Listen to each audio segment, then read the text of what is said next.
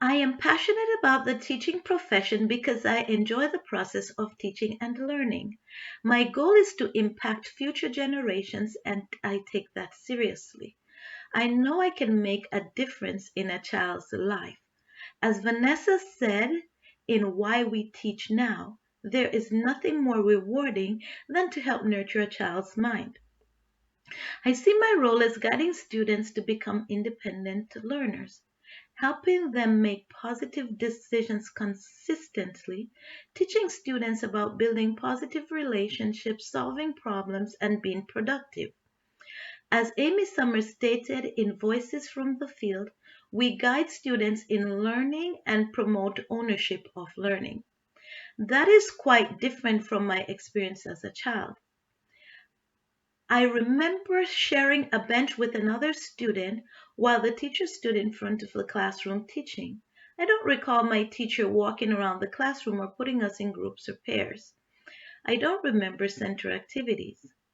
There certainly weren't computers and applications in our classrooms. As Kathleen Dimino stated in Voices from the Field, that's a big difference. Students need to use technology to help them access their learning and get ready for future endeavors. According to an article in the Journal of Education and Training in 2016, the traditional ways of teaching and learning seem to be losing relevance in not meeting the needs of today's learners adequately. Understanding and being proficient in using technology is vital to students' success in this competitive society. The National Board of Professional Teaching Standards, NBPTS, Five Core Propositions, refers to the commitment to students and their learning, knowing the subject you teach, monitoring student learning, reflecting on your practice, and continuous learning.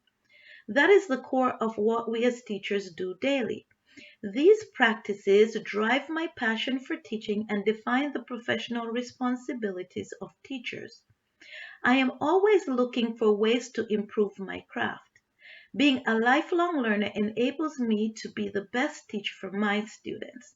Knowing the content and how to deliver it allows me to plan engaging lessons and activities to improve student learning. As I teach, I monitor my students' progress and provide the remediation and enrichment needed.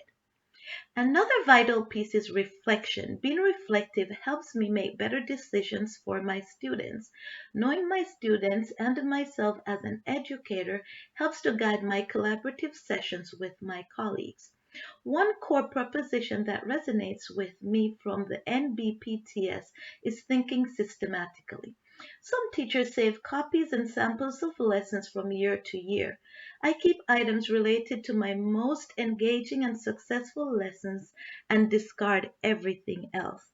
There are always new and exciting ways to impart knowledge. I am forced to think outside the box and welcome new ideas, materials, and ways of doing things. The Richard W. Riley College of Education and Leadership RWRCOEL Professional Dispositions addresses professional conduct, professional qualities, communication, and collaboration. These tenets align with my passion for teaching and how I view my role as a teacher today. Our students are constantly watching and learning from us. My teammates and I try to model the behavior we want our students to emulate. Collaborating with peers and communicating with students and their families requires using a professional tone and making others feel valued.